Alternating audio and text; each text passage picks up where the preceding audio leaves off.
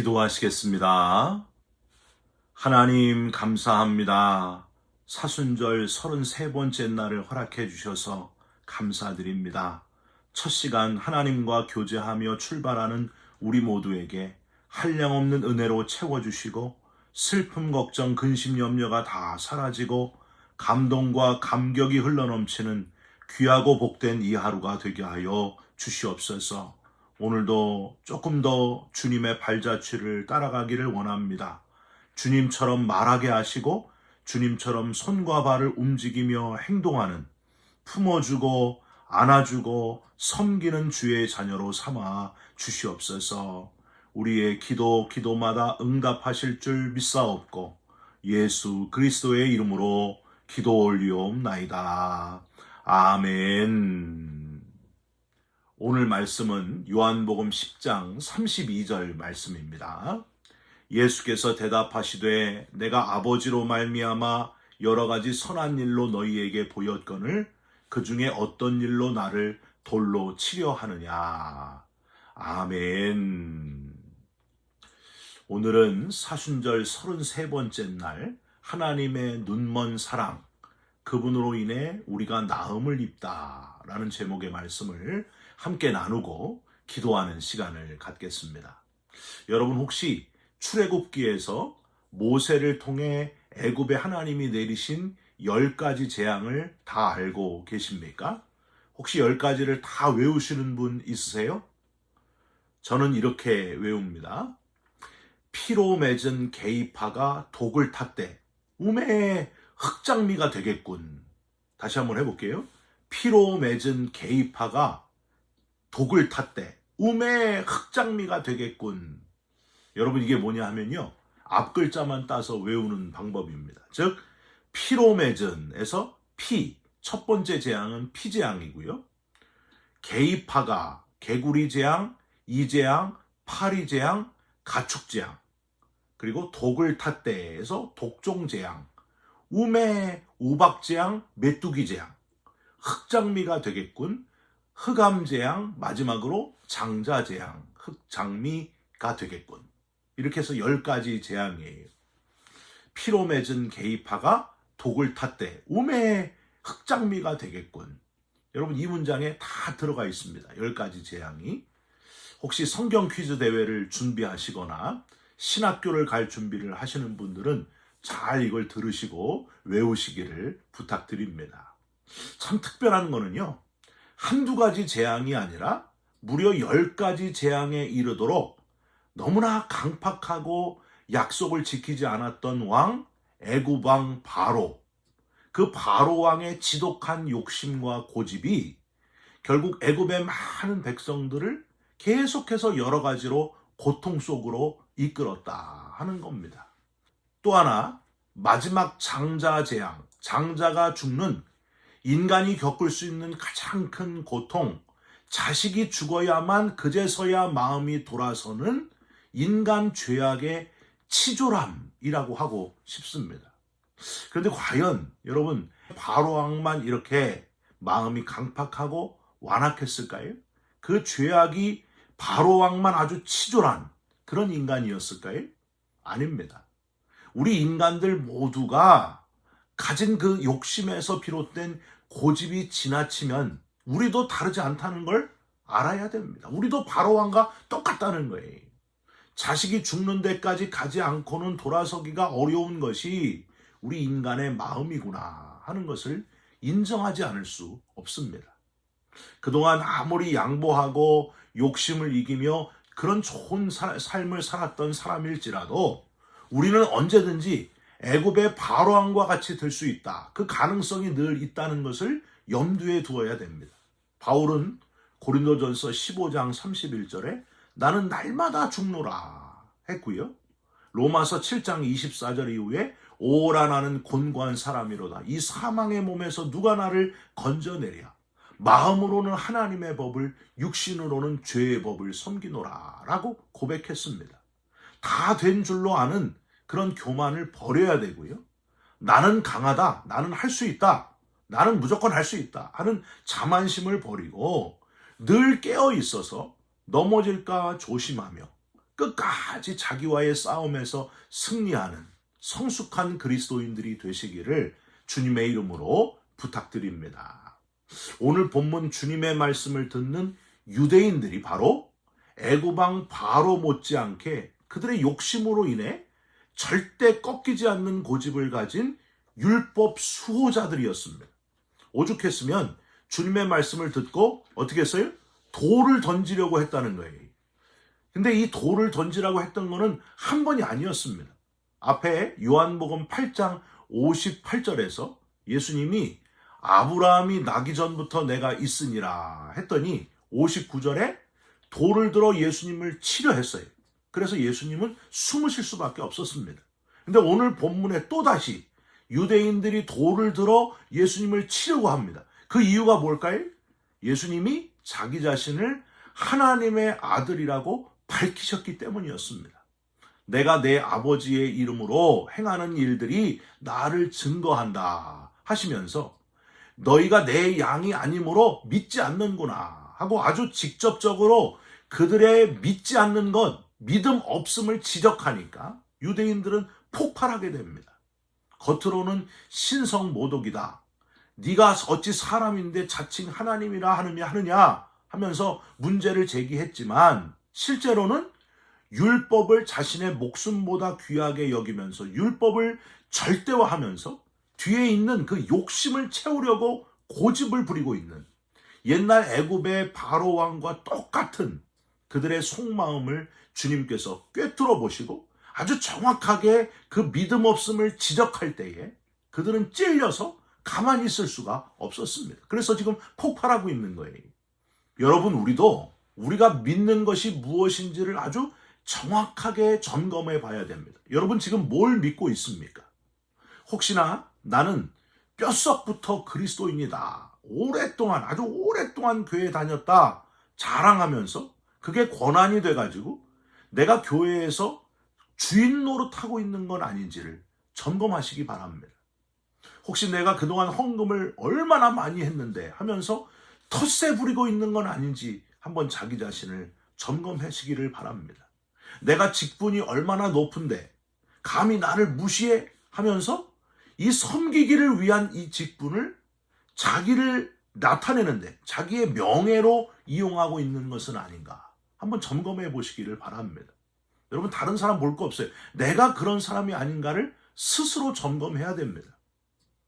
예수 믿어 구원받게 된 자신감 좋아요. 그건 좋은데 자신감이 자만심이 되지 않도록 조심해야 된다는 거예요. 먼저 된 자가 나중되고 나중된 자가 먼저 되리라 하는 주님의 말씀이 아주 정확하게 맞다 하는 겁니다.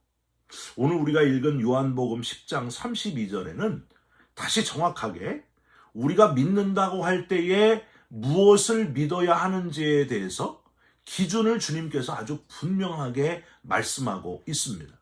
주님이 말씀하신 그 기준들을 하나하나 짚어보면서 내 믿음을 점검하시고 내가 잘 믿어왔는 데가 아니라 내가 지금 얼마나 제대로 믿고 있는지를 재확인하시기를 주님의 이름으로 부탁드립니다. 오늘 본문을 구절구절 살펴보면서 첫째로 예수님은 내가 아버지로 말미암아 라고 표현하시면서 믿음의 중심은 오직 예수 그리스도다. 메시아다. 메시아를 기다리는 유대인들에게 아버지 하나님께서 보내신 메시아 너희들이 찾고 있는 그가 바로 나다. 예수 그리스도이심을 선포하셨다는 사실입니다. 내가 아버지로 말미암아 나는 그냥 선지자 중에 하나가 아니다. 아버지 하나님이 보내신 유일하신 독생자 너희들의 영혼을 구원하기 위해서 이 땅에 인간의 몸을 입고 온 그 사람이 바로 나다. 그 메시아가 바로 나다. 그 하나님이 바로 나다. 예수님이 지금 그 표현을 하시는 거예요. 사랑하는 성도 여러분, 이단과 정통의 구분이요 아주 복잡하지 않습니다. 오직 예수를 붙들면 정통이고요. 오직 예수를 놓치면 이단이 되는 거예요. 여러분 이단은요 달을 이자에 끝단자를 써서 이단이거든요. 끝이 다른 거예요.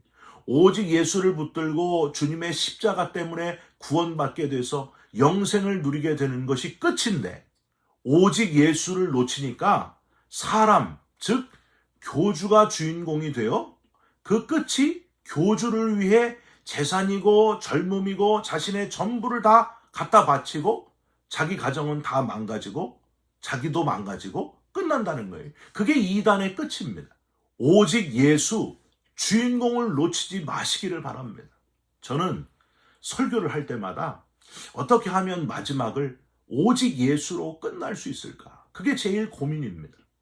여러분의 고민도 삶의 순간순간마다 오직 예수가 고민이 되시기를 주님의 이름으로 부탁드립니다. 두 번째는요, 여러 가지 선한 일로 너희에게 보였거늘 이란 표현을 한번 보시기 바랍니다. 그동안 예수님께서 하셨던 사역들을 말씀하시는 거예요. 내가 그동안 하나님 나라를 선포하고 가르치고 병을 고치지 않았느냐. 계속해서 선한 일이 뭔가를 너희에게 보여주지 않았느냐.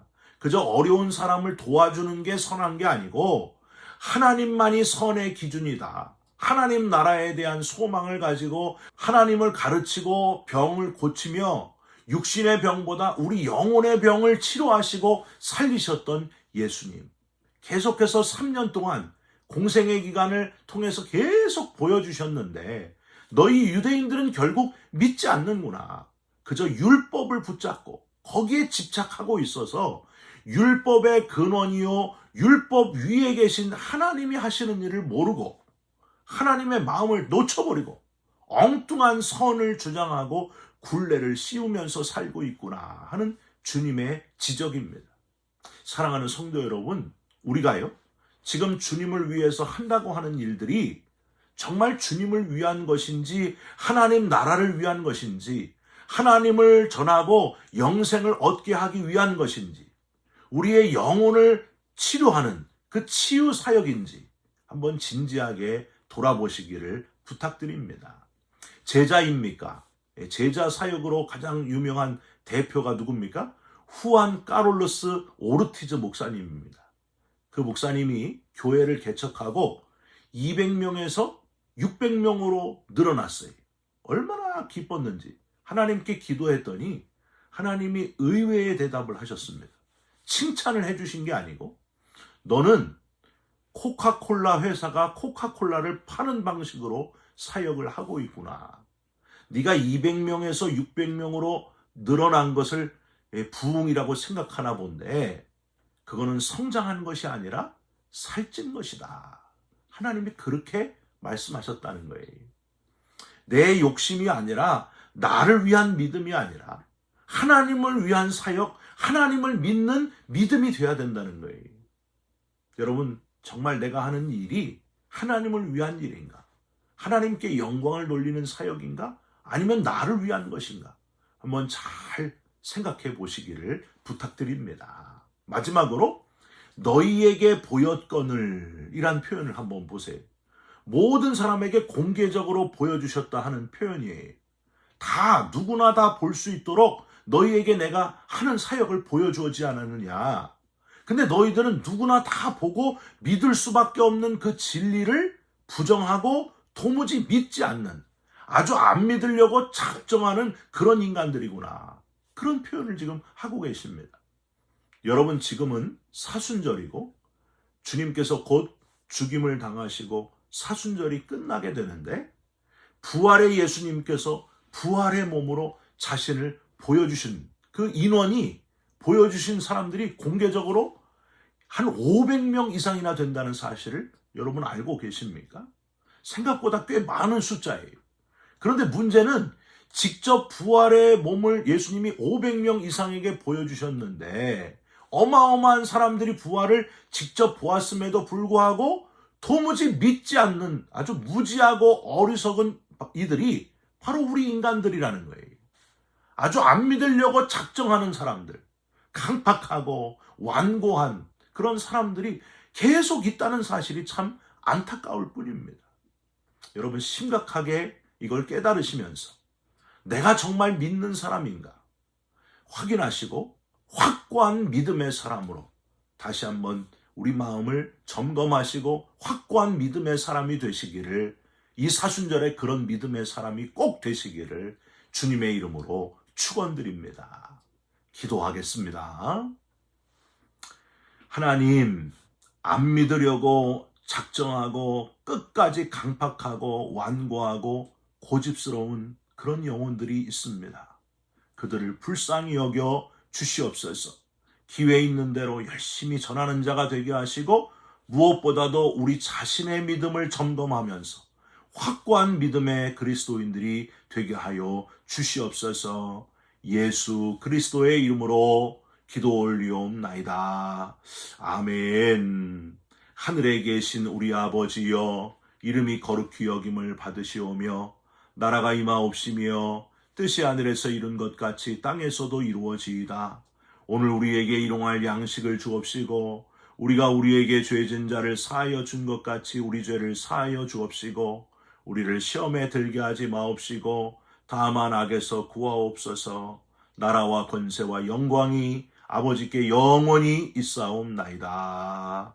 아멘. 사랑하는 성도 여러분, 확고한 믿음의 사람이 되시고 점점 더 믿음이 분명해지시기를 주님의 이름으로 축원드립니다. 여러분 사랑합니다.